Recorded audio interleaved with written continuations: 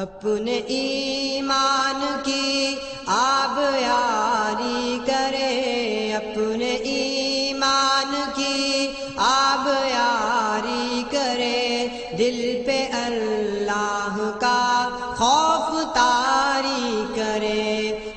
الذين آمنوا قوا أنفسكم وأهليكم نارا وقودها الناس والحجارة عليها ملائكة غلاظ شداد لا يعصون الله ما أمرهم ويفعلون ما يؤمرون۔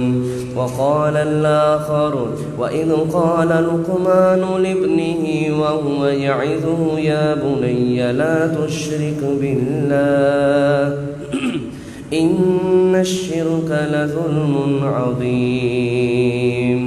وقال الآخر يا بني أقم الصلاة وأمر بالمعروف وانه عن المنكر واصبر على ما أصابك إن ذلك من عزم الأمور۔ وقال النبي صلى الله عليه وسلم ما من مولود إلا يولد على الفطرة فأبواه يهودانه وينصرانه ويمجسانه أو كما قال عليه الصلاة والسلام۔ اللهم صل على محمد وعلى آل محمد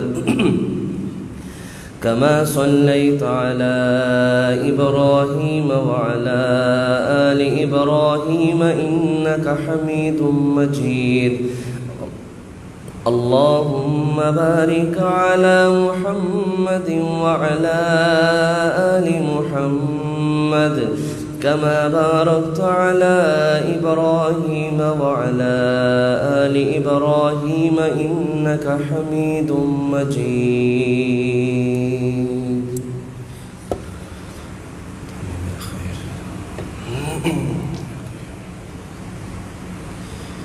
ہر قسم کی حمد و ثنا اللہ رب العالمین کے لیے، جو ہمارا خالق اور مالک، مشکل کشا، حاجت روا ہے۔ درود و سلام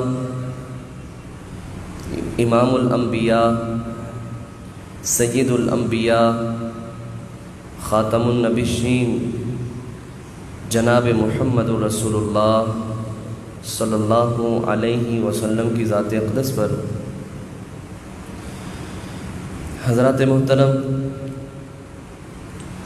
سورۃ تحریم میں سے اور سورۃ لقمان میں سے آپ کے سامنے قرآن پاک کی چند آیات تلاوت کی ہیں۔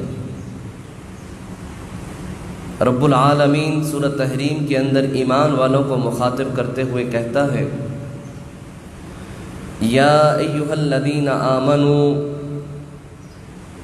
اے لوگو جو ایمان لائے ہو، قوا انفسکم واہلیکم نارا، اپنے آپ کو بھی اور اپنے اہل و عیال کو بھی جہنم سے بچا لو، اپنے بیوی بچوں کو بھی، اپنے بہن بھائیوں کو بھی۔ الغرض گھر کے اندر، اہل و عیال کے اندر جو بھی آتے ہیں، فرمایا خود بھی اپنے آپ کو جہنم سے بچاؤ اور اپنے اہل و عیال کو بھی بچاؤ۔ یہ بات یاد رکھو، وقودها الناس والحجارہ، جو کل قیامت والے دن جہنم کی صورت میں آگ کو جلایا جائے گا، جو انسان کو عذاب دینے کے لیے اللہ نے یہ چیز تیار کر رکھی ہے، وہ کوئی گیس یا کسی ایندھن کے ساتھ نہیں چلے گی، کوئی لکڑی یا کوئلے کے ساتھ اس کو جلایا نہیں جائے گا۔ وقودها الناس والحجارہ، اس آگ کا ایندھن انسان اور پتھر ہے۔ علیہا ملائکۃ غلاظ شداد لا یعصون اللہ ما امرہم، اس جہنم کے اوپر ایسے سخت مزاج فرشتے مقرر کیے گئے ہیں، ایسے دروغے ہیں اس جہنم کے اوپر، لا یعصون اللہ ما امرہم ویفعلون ما یؤمرون، رب کائنات ان کو جو بھی حکم دیتا ہے وہ فی الفور اپنے رب کی حکم کی پاسداری کرتے ہوئے، جس کو میرا رب کہتا ہے جہنم میں پھینک دو، وہ فوراً پکڑ کے اس کو ہمیشہ کے لیے جہنم میں پھینک دیتے ہیں۔ یہ بات یاد رکھیے، اس امت، اس دنیا کے اندر انسان کے پاس بہت سی چیزیں اس کے پاس امانت کے طور پہ ہیں، اور ان سب چیزوں میں سے جو سب سے اہم امانت ہے وہ انسان کی اپنی اولاد ہے۔ یہ بھی اللہ رب العالمین نے اس کو امانت کے طور پہ عطا فرمائی ہے، اور امانت کے اندر جو خیانت کرتا ہے، اپنی رایا کے ساتھ دھوکہ کرتا ہے، نبی علیہ الصلوۃ والسلام نے فرمایا اللہ رب العالمین نے کسی انسان کو کسی کام کے اوپر نگران بنایا، اور پھر وہ انسان اس کی نگرانی کرنے کے اندر کوتاہی کرتا ہے، دھوکہ دیتا ہے، فراڈ لگاتا ہے، جس طرح اس کو نگرانی کرنی چاہیے تھی اس طرح وہ کام نہیں کرتا، فرمایا جب بھی یہ مرے گا اللہ رب العالمین نے اس کے اوپر جنت کو حرام کر دیا ہے۔ تو نبی علیہ السلام نے بات ہی ختم کر دی، فرمایا کلکم راعٍ وکلکم مسئول عن رعیتہ، خامن اپنے گھر کا، اپنے بیوی بچوں کا مسئول ہے۔ ایک امام، ایک حاکم اپنی عوام کا مسئول ہے۔ کلکم راعٍ وکلکم مسئول عن رعیتہ، جب بھی انسان نگران اس دنیا سے جاتا ہے، اللہ رب العالمین کل قیامت والے دن اس سربراہ سے، کلاس کے انچارج سے، عوام کے اوپر حاکم، حکومت چلانے والا، گھر کے اندر والد ہونے کی حیثیت سے، گھر کے اندر بڑے بھائی کے ہونے کی حیثیت سے، فرمائے سارے مسئول ہیں، اور ان سے کل قیامت والے دن ان کی مسئولیت کے متعلق سوال ہوگا، اور اگر سوالوں کے اندر کامیاب ہوا تو فابیہا، اگر ناکام ہوا تو پھر اللہ کے عذاب کا مستحق بنے گا۔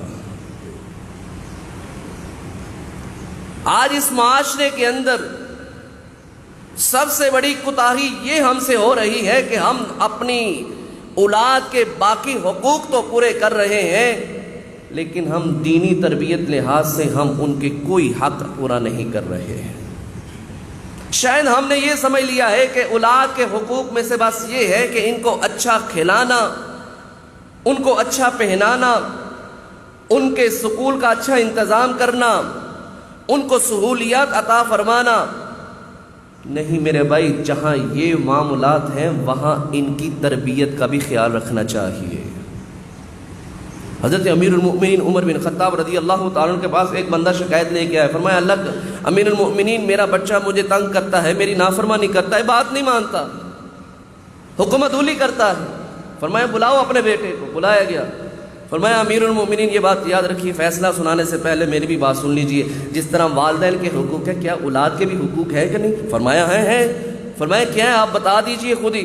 فرمایا اس کی ماں اچھی ہونی چاہیے، اس کا نام اچھا رکھے، اس کی قرآن پاک کے لحاظ سے تربیت کرے۔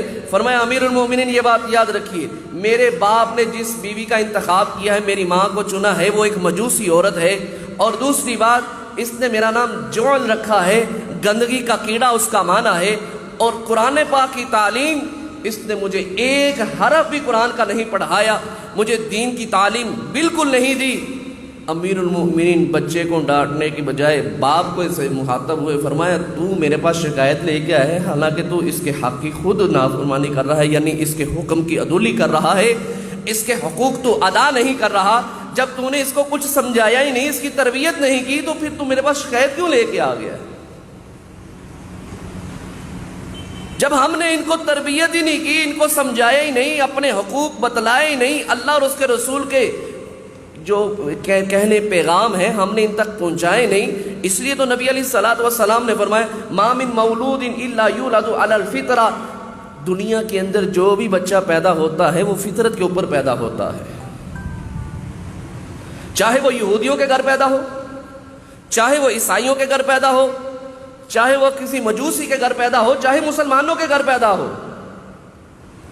فطرت کیا ہے؟ فطرت اسلام ہے، ہر بچہ فطرت کے اوپر پیدا ہوتا ہے، فرمایا فَأَبَوَاهُمَا يُحَوِّدَانِهِ وَيُنَصِّرَانِهِ وَيُمَجِّسَانِهِ، یہ تو اس کے والدین کے اوپر ہے، اس کو چاہے وہ یہودی بنا لیں، اس کو چاہے وہ نصرانی بنا لیں، اس کو چاہے وہ مجوسی بنا لیں، یہ تو والدین کے اوپر ہے، جس طرح کا ان کے ساتھ رویہ اختیار کریں گے، جیسی تربیت کریں گے ویسا ہی وہ بچہ بن جائے گا۔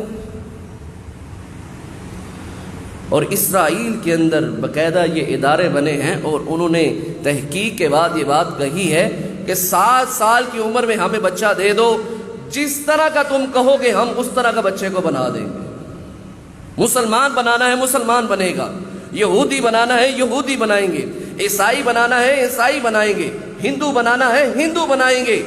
یعنی یہ جو چھوٹی عمر ہوتی ہے اسی کے اندر بچہ سیکھتا ہے۔ ہم کہتے ہیں بچہ ہے چلو کوئی نہیں، تھوڑی دیر بعد سیکھ جائے گا، ابھی وقت پڑا ہے، ابھی زندگی ہے، سیکھ لے گا، کچھ نہیں ہوتا۔ تو اس لحاظ سے پھر جب ہم دیکھتے ہیں کہ ہمارا بچہ نافرمانی کے اوپر اتر آتا ہے، ہماری بات کو مانتا نہیں، تو پھر ہم مولوی صاحب، قاری صاحب، حافظ صاحب ہمارے لیے دعا کیجیے، ہمارا بچہ نافرمان ہے۔ ہم نے اس کی تربیت کی کیا ہے؟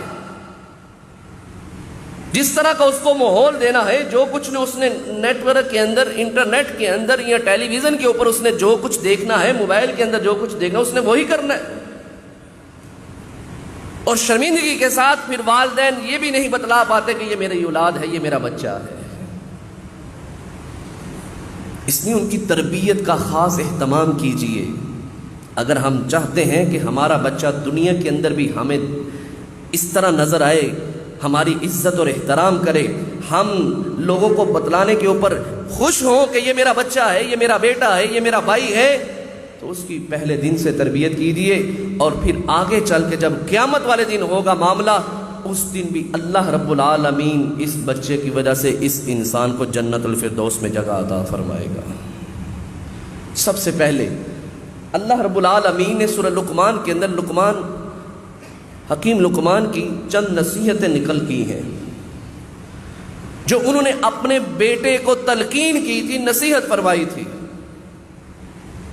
سب سے پہلی بات جو انہوں نے اپنے بچے کو بتلائی تھی، اللہ رب العالمین فرماتے ہیں وَإِذْ قَالَ لُقْمَانُ لِابْنِهِ، جب کہا لقمان نے اپنے بیٹے سے، لِابْنِهِ وَهُوَ يَعِظُهُ يَا بُنَيَّ لَا تُشْرِكْ بِاللَّهِ إِنَّ الشِّرْكَ لَظُلْمٌ عَظِيمٌ۔ پہلی بات بچے کو یہ بتلانی ہے کہ بیٹا تمہیں پیدا کرنے والی ذات اللہ کی ذات ہے، اس دنیا کائنات کو بنانے والی ذات اللہ کی ذات ہے، اس کائنات کو چلانے والی ذات اللہ کی ذات ہے۔ اس کی عبادت کے اندر، اس کی ذات کے اندر، اس کی صفات کے اندر کسی کو شریک نہیں کرنا۔ فرمایا بیٹا جو شرک کرتا ہے، ان الشرک لظلم عظیم، اللہ کی نگاہ کے اندر سب سے بڑا ظلم یہ ہے کہ انسان اللہ کے ساتھ شرک کرے۔ اور اللہ کائنات کے اندر جو بھی انسان بستا ہے، جو بھی گناہ اس سے سرزد ہو جاتا ہے، اللہ چاہے گا تو اپنی رحمت سے اس کو معاف فرما دے گا، یا چاہے گا اس کو سزا دے کہ جہنم سے پھر میرا رب نکال لے گا۔ لیکن شرک ایک بیٹا ایسا بڑا گناہ ہے کہ اللہ رب العالمین اس گناہ کو کبھی معاف نہیں فرماتا۔ پہلے یہ بچے کو سمجھائیے، اس کا عقیدہ درست کیجیے کہ بیٹا عقیدہ توحید پر چلنا ہے۔ عقیدہ توحید یہ ہے کہ خالق اور مالک رازق اللہ ہے، سب کچھ کرنے والی ذات اللہ کی ذات ہے۔ ان اللہ علی کل شیء قدیر، وہ ذات ہر چیز کے اوپر قدرت رکھنے والی ہے۔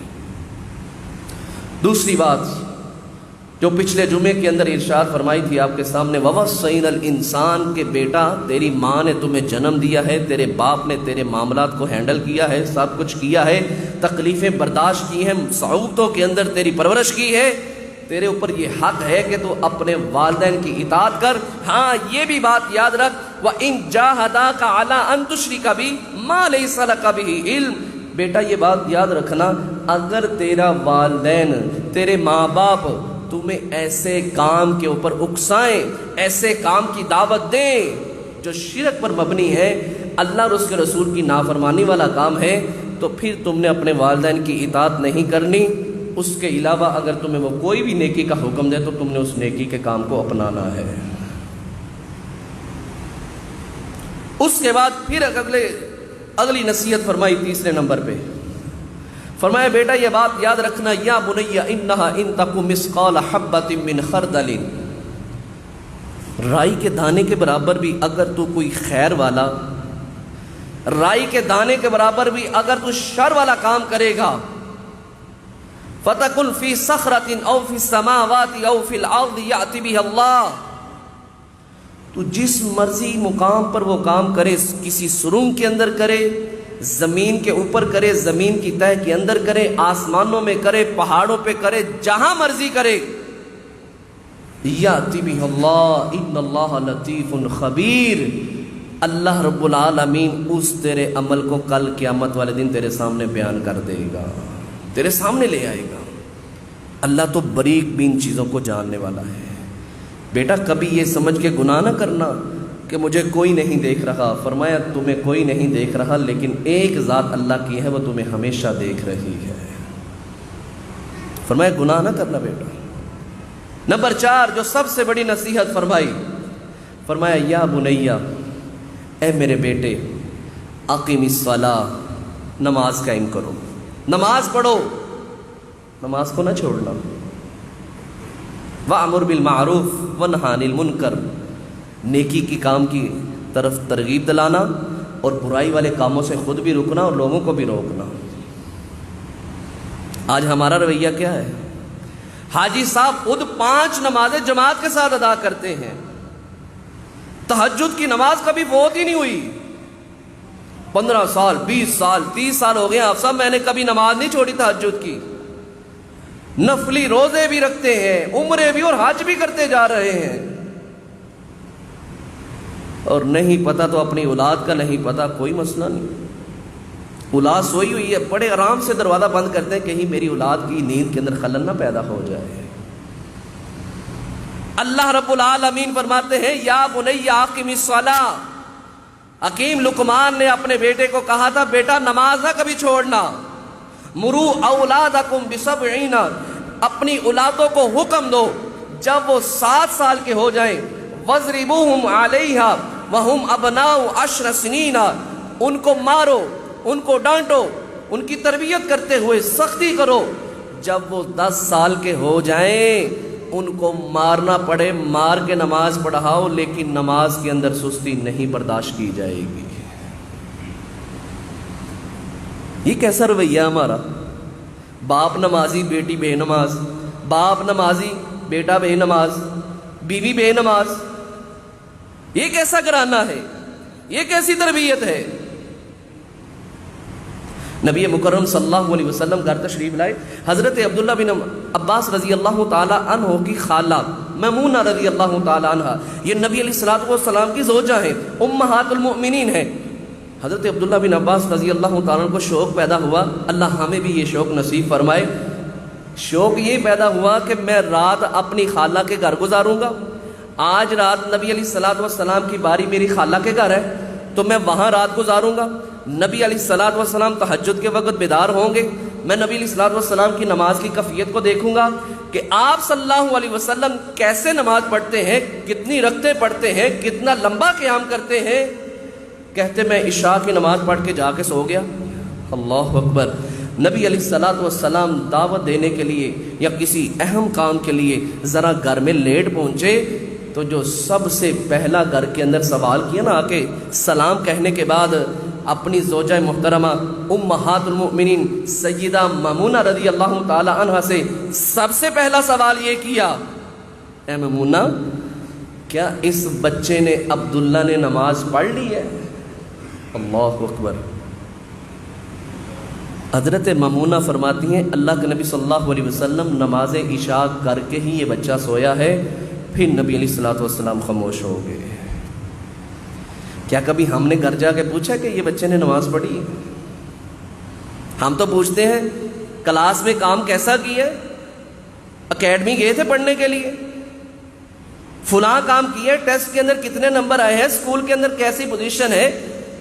کبھی ہم نے نماز کے متعلق سوال کیا، کبھی ہم نے اپنے بچوں سے قرآن کے متعلق پوچھا کہ بچے آج تو نے سارا دن گزارا ہے، قرآن پڑھا ہے، صبح و شام کے اذکار کیے ہیں، فرض نماز کے بعد کے اذکار کیے ہیں؟ یہ کس نے کروانا ہے، کس نے پوچھنا ہے، کس کے کہنے پر ہوگا؟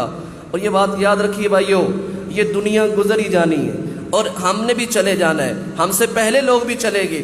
اگر ہم اپنی اولاد کی اچھی تربیت کر کے جائیں گے، نبی مکرم صلی اللہ علیہ وسلم نے فرمایا اذا مات الانسان انقطع عنہ عملہ الا من ثلاث، جب انسان کی روح اس دنیا سے پرواز کر جاتی ہے، یہ مردہ جسم پڑا ہوا ہوتا ہے، اس کے اوپر موت کا وقت آ چکا ہوتا ہے، اس کے سارے عمل منقطع ہو جاتے ہیں، الا من ثلاث، سوائے 3 اعمال کے، وہ جب تک وہ عمل ہوتا رہتا ہے یہ قیامت تک کے لیے اس کو اس کا ثواب اجر ملتا رہتا ہے۔ نبی مکرم صلی اللہ علیہ وسلم نے پہلے نمبر پہ فرمایا صدقۃ جاریۃ، صدقہ جاریہ، مسجد بنوا گیا، مدرسہ بنوا گیا، کوئی خیر کا رفائی کام کروا گیا، جب تک یہ چیز جاری رہے گی اس کو اس کا ثواب ملتا رہے گا۔ فرمایا او علم ينتفع به، یا یہ ایسا علم لوگوں کے اندر چھوڑ گیا، قرآن و حدیث کا علم ان کے اندر بیان کر گیا، کوئی کتاب لکھ کے دے کے گیا جس سے لوگ رہنمائی حاصل کرتے ہیں۔ فرمایا جب تک اس کتاب کو پڑھا جائے گا یا جب تک اس کے کہنے کے اوپر لوگ عمل کرتے رہیں گے اس کو اس کا اجر ملتا رہے گا۔ اور نمبر 3 فرمایا او ولد صالح يدعو له، جو یہ اپنے پیچھے نیک اولاد چھوڑ کے جاتا ہے، جب تک وہ نیک اعمال کرتی رہتی ہے اس کا اس بندے کو مرنے والے کو ثواب ملتا رہتا ہے۔ یہ ہمارے لیے فائدہ ہے۔ نبی مکرم صلی اللہ علیہ وسلم نے فرمایا، حضرت ابو ہریرہ فرماتے ہیں نبی اسلام نے فرمایا ایک بندے کا جنت کے اندر نا درجہ بلند ہوا، وہ اللہ سے سوال کرتا ہے، کہتا ہے اللہ میں تو مر چکا ہوں، میرا یہ درجہ بلند ہو گیا، یہ کیسے ہو گیا ہے؟ اللہ رب العالمین فرماتے ہیں جو تو اپنے پیچھے نیک اولاد چھوڑ کے ہے نا، اس نے نماز کے اندر تیرے لیے اس طرح دعا کی ہے ربنا اغفر لی ولوالدی وللمؤمنین یوم یقوم الحساب، اللہ میرے والدین کو بھی معاف فرما دے، مومنین کو بھی معاف فرما دے اور ہم سے حساب آسان لینا۔ ذرا تصور کی دنیا کے اندر جا کے دیکھیے کہ کیا میں جب اس دنیا سے آنکھیں بند کروں گا، دنیا سے رخصت ہو جاؤں گا، دنیا سے چلا جاؤں گا، تو کوئی میرے پیچھے ایسی اولاد میں نے تیار کی ہے جو میرے پیچھے ہاتھ اٹھا اٹھا کے دعائیں کرے۔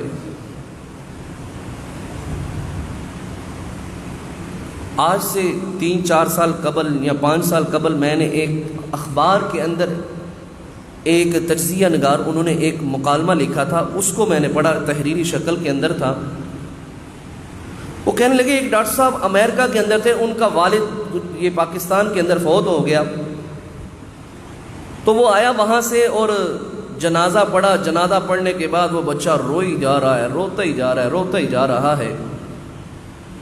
تو بڑا لوگوں نے سمجھایا، عزیز و اقربا نے بھی، بیٹا جو ہونا تھا وہ ہو گیا، ان کا وقت اتنا ہی تھا، وہ اس دنیا کو چھوڑ کے چلے گئے، اب اس طرح رونے دھونے سے کیا فائدہ۔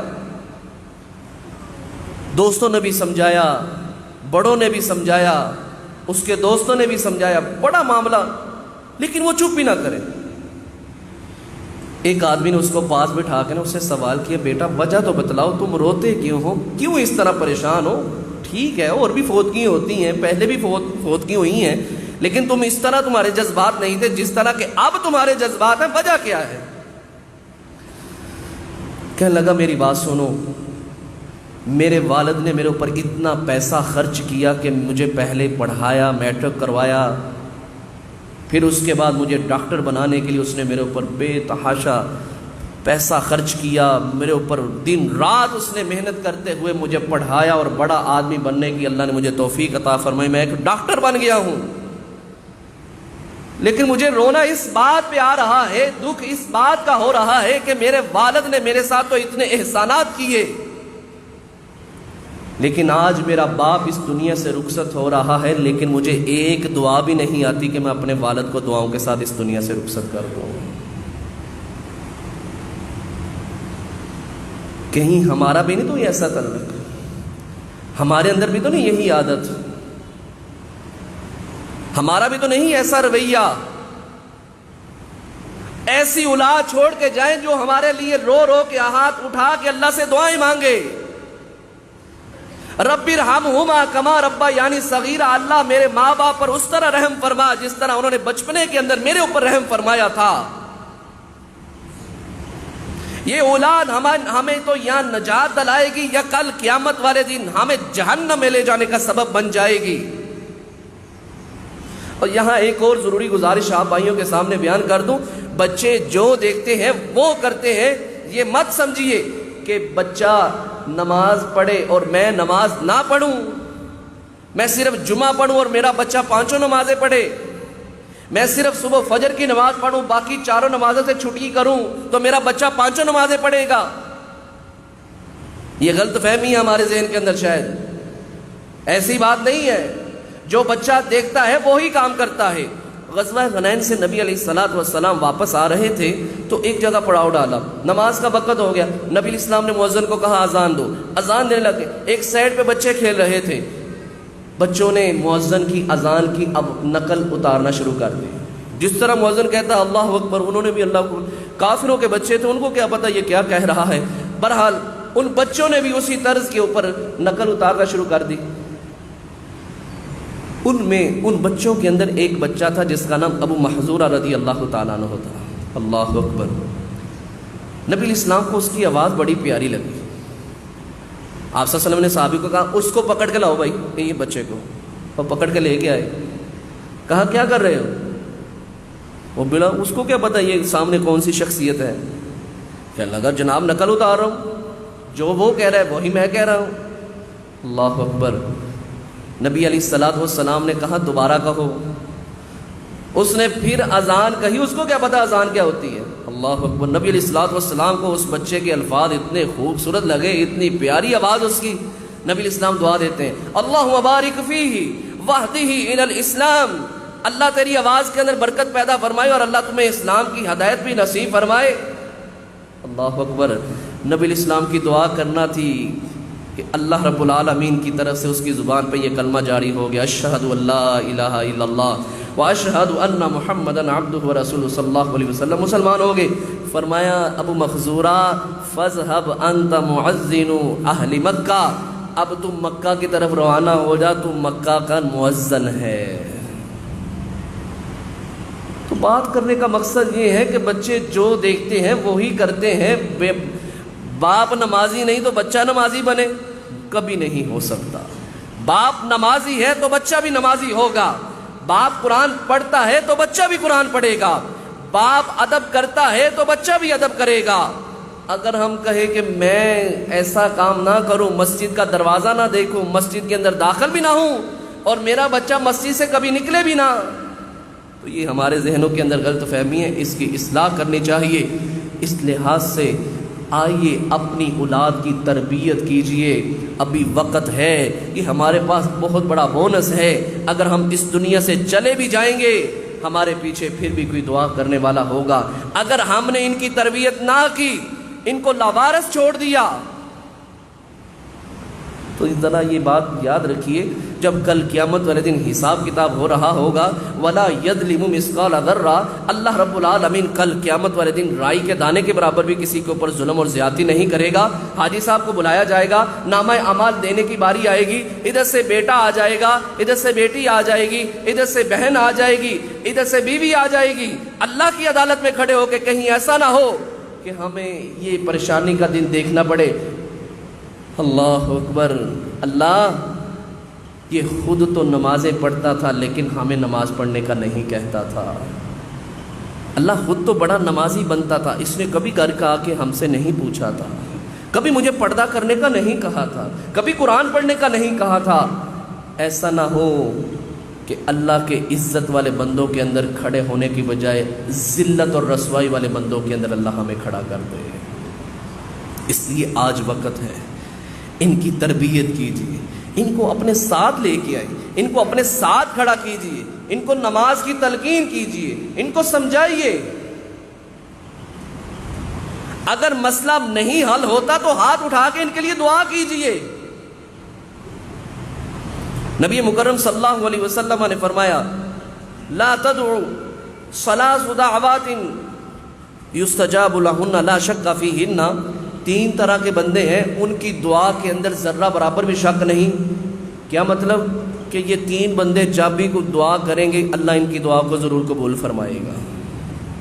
ان میں سے پہلا فرمایا دعوت المظلوم، مظلوم بندہ جب بھی دعا کرتا ہے اللہ اس بندے کی دعا کو ضرور قبول کرتا ہے۔ ودعوت المسافری، مسافر کی دعا کو میرا رب قبول کرتا ہے۔ ودعوت الوالد علی ولدی، اور والد کی دعا بچے کے حق میں، اولاد کے حق میں، باپ جب بھی دعا کرتا ہے اپنی اولاد کے حق میں اللہ اس باپ کی دعا کو قبول فرما لیتا ہے۔ دو کام کیجئے، پہلا کام یہ ہے کہ ان کو سمجھائیے، بیٹا چلو نماز پڑھنے کے لیے آ جاؤ، نماز کا وقت ہو گیا، نماز پڑھا کرو، نماز کی تلقین کیجیے، اور پھر بعد میں اللہ کے سامنے ہاتھ اٹھا لیجئے، اللہ جتنی تو نے میرے اوپر ذمہ داری ڈالی تھی کہ ان کو سمجھانا ہے، ان کو کہنا ہے، اللہ وہ میں نے کام کر لیا، اب اللہ تیرے سپرد معاملہ ہے، اللہ تو ہی ان کو دلوں کو پھیرتے ہوئے ان کو مسجد کے اندر آنے کی توفیق عطا فرما۔ اور حقیقت بات ہے اللہ رب العالمین ضرور ہماری دعا کو قبول فرما کے ہماری اولاد کو نیک بنا دے گا انشاءاللہ۔ اور آخری گزارش اس حوالے سے، اپنی اولاد کی مجالس کو دیکھیے، ان کی سوسائٹی کو دیکھیے، ان کے جو دوست احباب ہیں ان کو دیکھیے، کیونکہ نبی مکرم صلی اللہ علیہ وسلم نے فرمایا الرجل علی دین خلیلہ فلینظر من یخالل، ہر انسان اپنے دوست کے دین پر ہوتا ہے، جیسا دوست ہوگا ویسا انسان خود ہوگا۔ ان کی مجالس کو دیکھیے۔ پھر نبی صلی اللہ علیہ وسلم نے ایک مثال بیان کی، فرمایا ایک اچھے دوست کی مثال اور ایک برے دوست کی مثال۔ فرمایا اس کی مثال یوں سمجھو کہ ایک بٹی والا انسان ہے، برا دوست ہے، اس کی مثال یوں سمجھو ایک بٹی والا ہے، وہاں لوہے کا وہ کام کرتا ہے، اس کے پاس انسان جا کے بیٹھتا ہے، یا تو کوئی چنگاری نکلے گی اور اس کے کپڑوں کو جلا دے گی، اگر اس کے کپڑوں کو نہیں جلائے گی لیکن کم از کم اس کے کپڑوں سے بدبو ضرور آئے گی۔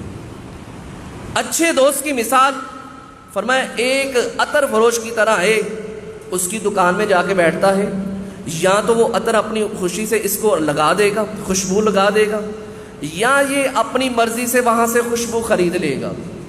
اگر نہ وہ لگاتا ہے نہ یہ خریدتا ہے، لیکن کم از کم جب وہاں دکان سے نکلے گا اس کے کپڑوں سے خوشبو ضرور آتی ہوگی۔ فرمایا یہ اچھے اور برے انسان کی مثال ہے، اور کل قیامت کا دن ہوگا جب اللہ کی عدالت کے اندر یہ دوست احباب کھڑے ہوں گے، وَلَا يَسْأَلُ حَمِيمٌ حَمِيمًا، دوست ایک دوسرے کو دیکھ رہے ہوں گے، يُبَصَّرُونَهُمْ يَوَدُّ الْمُجْرِمُ لَوْ يَفْتَدِي مِنْ عَذَابِ يَوْمِئِذٍ بِبَنِيهِ، دوست دیکھ رہا ہے، دنیا کے اندر اکٹھے بیٹھا کرتے تھے، اکٹھے کھایا پیا کرتے تھے، ایک جیسا جوتا ایک جیسا کپڑا پہنا کرتے تھے، اللہ فرماتے ہیں کل قیامت والے دن مجرم کی حیثیت سے دوسرا دوست کھڑا ہوگا، یہ دوست اس سے سوال نہیں کرے گا، اور کل قیامت والے دن یہ اپنی انگلیوں کے پوروں کو کاٹے گا۔ یوم یعض الظالم علی یدیہ یقول یا لیتنی اتخذت مع الرسول سبیلا یا ویلتا لیتنی لم اتخذ فلانا خلیلا، یہ اپنی انگلیوں کے پوروں کو کاٹے گا، ہائے افسوس میں نے برے دوست کو اپنا دوست نہ بنایا ہوتا، اور آج یہ میرے اوپر ذلت اور رسوائی والا معاملہ نہ ہوتا، اگر میں نے دوست بنانا تھا تو میں محمد رسول اللہ صلی اللہ علیہ وسلم کو اپنا دوست بناتا۔ ان کی یاری دوستی کو دیکھیں، اگر برے دوست ہیں تو ان کو ڈانٹیں، منع کریں۔ یہ ہمارے گجرانوالہ کے اندر ہی 2 سال پہلے ایک واقعہ رونما ہوا ہے، باپ گھر کے اندر داخل ہوئے اور باپ نے دیکھا کہ بیٹا سگریٹ پی رہا ہے، دوست کے سامنے اپنے بیٹے کو سمجھایا، برا بھلا کہا، ڈانٹا، اور باپ اپنے کمرے کے اندر چلا گیا، اور دوست نے اپنے دوست کو ورغلایا کہ تیری کوئی گھر کے اندر عزت ہی نہیں، تیرے باپ نے تیری عزت ہی نہیں کی۔ اس نے تیش کے اندر آتے ہوئے باپ کے پسٹل سے اس کی کن پٹی کے اوپر گولی چلا کے اس کو ہمیشہ کے لیے ختم کر دیا۔ اس سے پہلے کہ یہ برا دن دیکھنا پڑے، اپنے بچوں کو بری سوسائٹی سے روکیں، ان مجالس سے منع کریں، باز کریں۔ اور یہاں ایک اور آخری گزارش کر کے اپنی بات کو مکمل کرتا ہوں۔ نبی مکرم صلی اللہ علیہ وسلم بیٹھے ہوئے تھے، آپ صلی اللہ علیہ وسلم کے پاس ایک آدمی بھی تھا، اس کے پاس اس کا بچہ بھاگتا ہوا آیا، اس نے اس بچے کا بوسہ لیا اور اس کو اپنے پاس گود کے اندر بٹھا لیا۔ اتنی دیر میں اس بندے کی بیٹی بھی بھاگتی ہوئی آئی. اس نے اپنی بیٹی کو پکڑا اور ایسے ہی پکڑ کے گود کے اندر بٹھا لیا. نبی علیہ السلام نے یہ منظر دیکھا تو بڑا حیران کن تھا، پریشان ہو گئے نبی علیہ السلام. آپ صلی اللہ علیہ وسلم نے فرمایا فما عدلت بینہما، اللہ کے بندے تو نے انصاف نہیں کیا، یہ اچھا نہیں کیا تو نے. بیٹا آیا ہے تم نے اس کا بوسہ لیا، اس کو گود میں بٹھا لیا ہے. بچی آئی ہے تم نے اس کو بوسہ نہیں دیا، ایسے ہی تم نے پکڑ کے اس کو گود میں بٹھا لیا ہے. انصاف یہ تھا کہ تو بیٹی کا بھی بوسہ لیتا اور اس کو بھی اپنی گود کے اندر بٹھاتا. ہمارے معاشرے کے اندر بیٹوں سے بڑی محبت کی جاتی ہے، بیٹیوں سے محبت نہیں کی جاتی. یہ تو زمانہ جاہلیت کا رویہ تھا کہ بیٹوں کو اچھا سمجھا جاتا تھا، بیٹیوں سے نفرت کی جاتی تھی.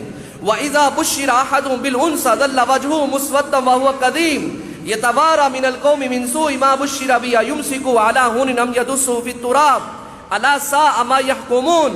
جب کسی کو بیٹی کی خوشخبری دی جاتی تو وہ ذلت اور رسوائی کے ساتھ کہتا یا تو میں اس کو قبول کر لوں، ذلیل ہو کے قبول کر لوں، یا پھر اس کو ہمیشہ کے لیے مٹی کے اندر دفن کر دوں.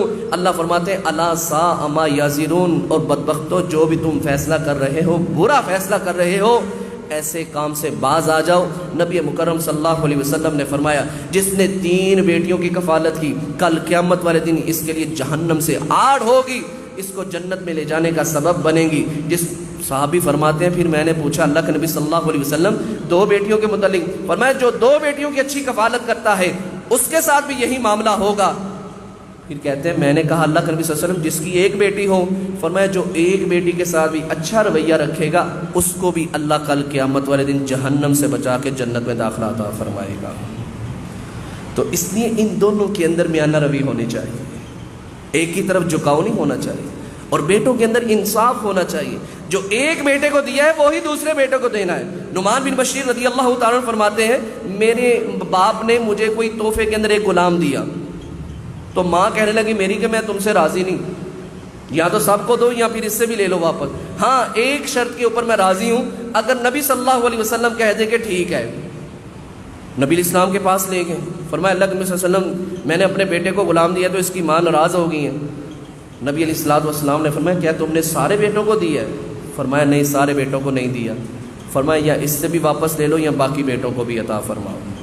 تو اولاد کے اندر انصاف ہونا چاہیے، اولاد کے اندر ایسی بے انصافی نہیں ہونی چاہیے. اور آخری گزارش نبی علیہ السلام نے فرمایا لا تدعوا علی انفسکم، اپنی جان کے لیے بھی بد دعا نہ کرو، ولا تدعوا اولادکم، اپنی اولاد کے لیے بھی بد دعا نہ کرو، ولا تدعوا علی خادمکم، اپنے نوکروں کے لیے بھی بد دعا نہ کرو، ولا تدعوا علی اموالکم، اپنے مالوں کے اوپر بھی بد دعا نہ کرو. ہو سکتا ہے جس وقت تم کوئی الفاظ اپنی زبان سے نکال رہے ہو وہ قبولیت کا وقت ہو اور تم پھر بعد میں پچھتاتے رہو. اولاد کے لیے بد دعا نہیں کرنی، ان کے لیے خیر کی ہی تمنا رکھنی ہے، خیر کی ہی دعا کرنی ہے. غصے کے اندر بھی ہو تو اچھی بات کہیں، ان کے لیے بلائی کی بات کہیں. آپ کو یہ واقعہ سن کے بڑا تعجب ہوگا، آج کے دور کے اندر جو سب سے بڑے امام ہیں، امام الحرمین امام عبد الرحمن السدیس حافظہ اللہ ان کی زندگی کے اندر برکتیں عطا فرمائے. ان کے متعلق آتا ہے، میں نے پھر بعد میں اس معاملے کی تحقیق بھی کروائی، جو ان سے اسٹوڈنٹ پڑھ کے آئے ہیں، کہ میں نے ان سے پوچھا کہ یہ واقعہ سچا ہے کہ جھوٹا ہے. انہوں نے کہا نہیں 100% سچا ہے. شیخ صاحب خود فرماتے ہیں کہ ان کی والدہ نے کھانا بنایا، گھر کے اندر مہمان آئے ہوئے تھے، تو یہ عبد الرحمن اس وقت چھوٹا بچہ تھا، یہ باہر کھیلتے کھیلتے آئے، ان کے ہاتھ کے اندر مٹی تھی اور حالات بھی کچھ اچھے نہیں تھے، گھر کی طرح غریبی تھی، تو کھانا بالکل تیار تھا، تو انہوں نے کھانے کے اندر لا کے ہنڈیا کے اندر لا کے مٹی ڈال دی. جب ماں نے دیکھا تو ماں کو بہت ہی غصہ آیا. اللہ اکبر. ماں نے بد دعا بھی دی تو دیکھیں کیسی بد دعا دی. کہنے لگے عبد الرحمن اللہ کر کے اللہ تجھے مسجد حرام کا امام بنا دے. اللہ اکبر. کہتے ہیں میری ماں نے مجھے یہ بد دعا دی، اللہ نے بد دعا کو قبول فرما کے مجھے مسجد حرام کا امام بنا دیا. تو اگر بد دعا بھی دینی ہے تو وہ اچھی دیں، غصے کے اندر دعا ہی دینی چاہیے، غصے کے اندر اچھا لفظ ہی نکالنا چاہیے. یہ نہیں کہنا چاہیے اللہ کر کے مر جائے تیرا بیڑا غرق ہو جائے، جس طرح ہمارے معاشرے کے اندر عام الفاظ چلتے ہیں ایسی بات اپنی زبان سے ہرگز نہ نکالیے گا، بعد میں انسان ہمیشہ کے لیے پچھتاتا رہتا ہے۔ اللہ سے دعا ہے رب العالمین ہم سب کو اپنے گھروں کی اصلاح کرنے کی توفیق عطا فرمائے، اپنی اولاد کی احسن طریقے سے تربیت کیجئے، اپنے آپ کو بھی ہم نے اور اپنے اہل و عیال کو بھی انشاءاللہ ہم نے جہنم سے بچانا ہے۔ جب اس طرز عمل کے اوپر ہم زندگی گزاریں گے انشاءاللہ اللہ ہماری دنیا کے اندر بھی خیر و برکتیں عطا فرمائے گا، اور انشاءاللہ آخرت کے اندر بھی ہمارے لیے اجر و ثواب ہوگا۔ اللہ سے دعا ہے رب العالمین ہم سب کو ان سب باتوں پر عمل کرنے کی توفیق عطا فرمائے، آمین۔ وما علینا الا البلاغ۔